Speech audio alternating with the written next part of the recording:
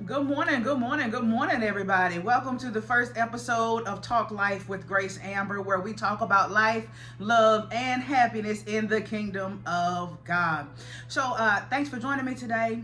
For those of you who listen to me all the time, you're probably saying, "What is she talking about?" Talk Life with Grace Amber. So, normally you'll hear me do like ministry videos, and listen, man cannot live by bread alone. So we have to not just eat and chew on the word of God little by little bit, but the Bible also tells us that faith without works is dead. And so oftentimes we come to God and we say, "God, I want to live my best life." Yeah, but there's some things that we have to do. We have to put in the work ourselves to create and make ourselves better, to help ourselves to grow. There are things that we have to do to work on our own personal development so that we can couple those works along with our faith so that we can get the life that God desired for us to have. So let's jump into this thing. Have you ever noticed when you go to a jewelry store, right? When you go to a jewelry store, they have fine jewelry, right? That is worth a lot, right? And so pay attention to how they handle the jewelry and how they protect it. Because what they do, they don't just leave it out for anybody to just come along, walk by, pick it up at their leisure, walk out the store with it. No, they make it very hard for you to do that. They keep it behind glass. They keep it locked up. And you better bet your bottom dollar on it that when you go and you want to try on this jewelry and see how it looks and you want to take a look at it and pick it up and hold it and touch it, guess what? They got 10 eyes on you and the camera is watching you. They don't turn their back from you while you have something that is precious of theirs in your hand. Why? Because they value that and they understand the value of it. So they set the stage on how you treat their belongings and how you treat something that they have that is precious to them. They don't just let you just come in and handle it any kind of way. No, they set the tone and they set the stage and they set the guidelines and parameters that you can come in and have access to something that they have. Also, notice when you go in a jewelry store and you ask them, "Can I see this piece? Can I see that piece? Can I see this piece? Oh, let me see that one. That looks good too." If you do that for too long, you send the message to the one that works in the jewelry store. You send the message to them that you ain't serious about buying jewelry. You just coming to look. You're just a window shopper. So a salesperson is there to show you what they have, and they're showing it to you as a potential buyer, right? This is what they're trying to do. This is what their job entails. But once you make it clear that you just window shopping and you're not really serious about buying jewelry, you will find that they draw back. Why? Because they're not going to waste their time, their efforts. They're not going to waste it on somebody who's just looking. Nah, they save their efforts. They draw it back. They hold it in. They pull it back. And yes, they're going to treat you with respect. But once you make it clear that you ain't serious about what it is that they have to offer, guess what they do? They pull it all back. They treat you with courtesy, but they're not going to waste too much time on you. Why? Because you're not serious. So because you're not serious about what they have, they're not really serious about you any longer. And if you stay there too long looking around and you start looking suspicious, 9 times out of 10, they're going to press that button and call for law enforcement because you're clearly not there to buy. You're just a window shopper and a potential burglar, to be honest, right? Think about when you test drive a car. Nowadays, see, back in the days, what they used to do is they would give you the key and say, "Go ahead and bring the car back." Nowadays, you're lucky if they allow you to test drive a car by yourself. Now, they set the guidelines and the parameters and the boundaries here on how you can access something that they have. They don't just give you the key and say, "Enjoy it, come back whenever you get ready." No, they don't. They say, "Here's the key." If you're lucky enough that they trust you enough to take their valuable possession, their asset, what do? They set the guidelines and the parameters and they tell you, "Listen here, I'm going to go with you. Now you drive, I'm going to sit in the passenger seat." You drive, but I'm not so sure I trust you with something that's valuable to me.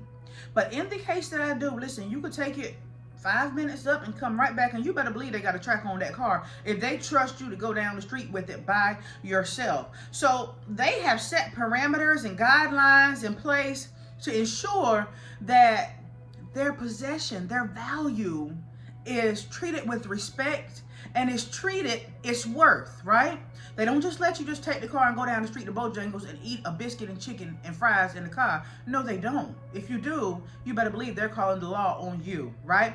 And what they do as a salesperson, when a car salesman come out, boy, they putting their best foot forward. They're telling you what you're looking for because you have presented yourself as a potential person, a potential customer who's going to buy a car. You're looking for a vehicle, right? And they're going to put their best foot forward. They're going to pull every trick out of their hat. They're going to tell you everything about this vehicle. I see you looking at that. Oh, well, what are you interested in? What are you looking for today? What brings you here today? They're trying to figure out all about you so that they can pitch their sales pitch to you based on what your need is, right?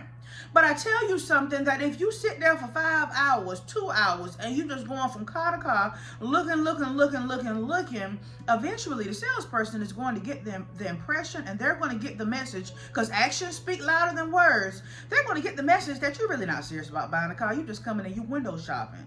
They're going to get the message because actions speak louder than words. So by your actions, you are communicating with them that, hey, I'm not serious about buying a car. I'm just here to look. And what you will find is that if you stay there too long, the salesperson, they're going to treat you courteous. They're not going to treat you like a dog. They're going to treat you with respect. But eventually, when you communicate to them through your actions that you're not serious about buying a car, you're not even serious about buying a car in the next week or so. You're not serious about that thing. Once you communicate that with them, guess what they're going to do? They're going to draw back their efforts, right? They're going to pull it on back in. They're going to treat you with respect. But now they're not going to waste their virtue, their time, and their efforts on somebody who is not serious about what they have to offer, right? So the person who has something of value, they communicate their value to other people based on how they handle their own things. Let me give you another quick example. You ever been to somebody's house and when you come in, you see all these shoes at the front door? So the homeowner or the person whose house that is, what they're telling you is they value the carpet in their house. They don't like the outside germs to come in their house. When they come in their house, they're particular about what comes in. One of the things that they're really particular about is shoes. So when you come in and you see that all these shoes are at the door, they didn't tell you that you have to take your shoes off, but they communicated that to you with their actions. And what they communicated to you is, we don't wear shoes in this house. And so what do you naturally do without them telling you? You take your shoes off at the door. Why? Because their actions has communicated to you how they value their belongings.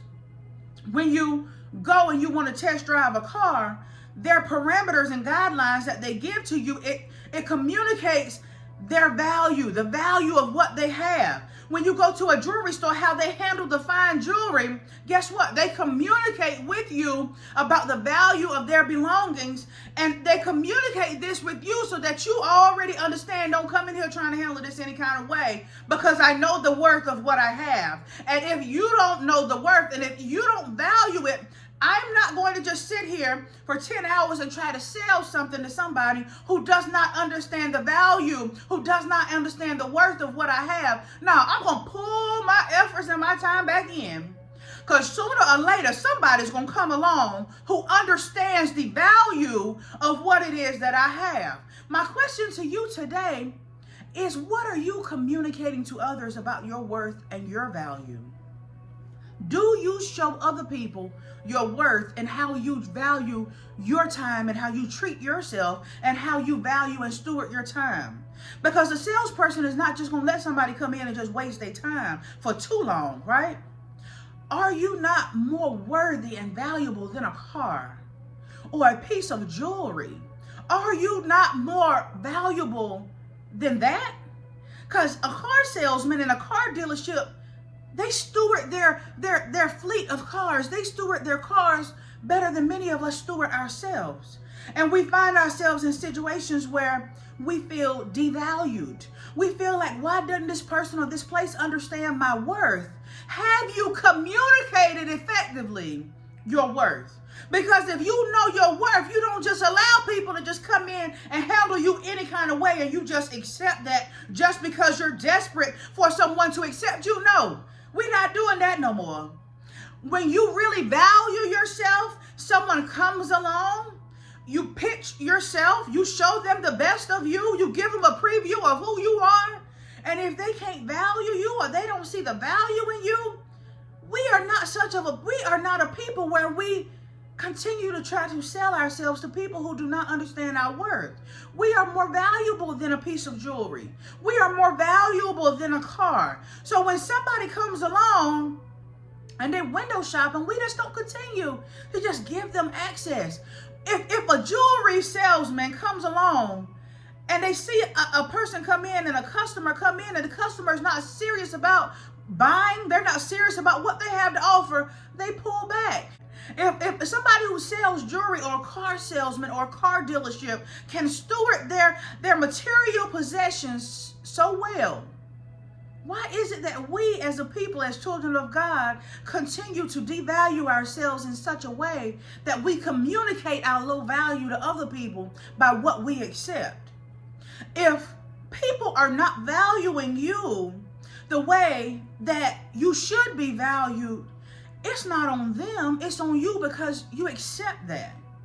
These are tough lessons, and I'm getting ready to drop some nuggets. I'm going to start pouring out this year and pouring out some of the lessons that I have learned along this journey called life, because somebody going to be set free by what it is that I learned. Hopefully somebody can learn by my mistakes so you don't have to go through the same thing that I had to go through. If somebody don't value you and see your worth, you don't continue to just stay there and keep trying your best and putting your best foot forward. No, you draw back your time and your assets, because sooner or later somebody's going to come along and they're going to see your worth and they're going to see your value and they're going to jump right on the opportunity. Why? Because we don't sleep on valuable opportunities, because somebody else may come and snatch that deal right from under me. So a wise person who has eyes for you, who has eyes to see your worth, who has not had scales put on their eyes by God, when they see you, they will see your worth and they will value you. You won't have to try to prove your worth to them. You won't have to try to prove your value to them.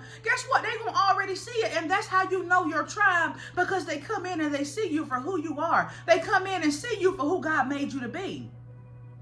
Do you value your time, or do you allow people to keep wasting your time? When it has become clear that somebody does not want commitment to you, somebody does not want the responsibility of you, somebody is really not interested in you, but they're only interested in what you have to offer, guess what you're going to have to do? You're going to have to be like a salesman and draw it on back. You're going to have to draw it on back in. Why? Because this person does not know what's in front of them. So you don't waste your time with people who don't understand your value. You don't allow people to come along and just test drive you for 10 years when they have no interest in accountability to you, in responsibility to you, in relationship with you, commitment to you. They don't want any of those things. They just want the benefits. A car dealership would not allow a person to just enjoy the benefits of a car without committing to buying the car, without committing to purchasing the car, without actually paying something and putting in work for the car. A car dealership would not allow that. A car dealership is not going to allow you to test drive their nice car for 10 years without making any commitment. So my question to you today is, why do you continue to allow people to test drive you for 10 years with no commitment? No judgment. This is a judgment-free zone, but we're getting ready to be set free, because it's time out for casting our pearls to the swine, and then we're sitting back saying, why don't they value you? Why do they keep wasting my time? They don't value you because you allow them to devalue you. You have not communicated your worth and your value to them based upon the guidelines and the parameters that you have set around yourself, your valuable self. They continue to waste your time because you have not valued your time and stewarded your time enough where you don't allow people to waste your time. I encourage you today to look at yourself and look at what it is that you are doing to play a role in how people value and treat you. And if you feel like you are being devalued, it's not on them, it's on you. And you can control that situation, because you can draw and pull right on back and go right on up and down the road, because guess what? Somebody else going to see you and they're going to jump on you so quick, whether it be business, whether it be relationship, whether it be friendship, whether it be partnership. Your value is not determined by other people. Your value is determined by you and what you allow. Other people can't waste your time unless you allow them to do it. So if you're tired of people wasting your time, pull it on back in and draw it on back in. And I promise you, once you pull your time back, they won't be able to waste your time anymore. If they're going to waste somebody's time, it won't be yours. Take control over how people value you and your time by how you value you and your time. I love you. I hope that word blessed you today. I am Grace Amber, and I'll be right back on real soon with another word.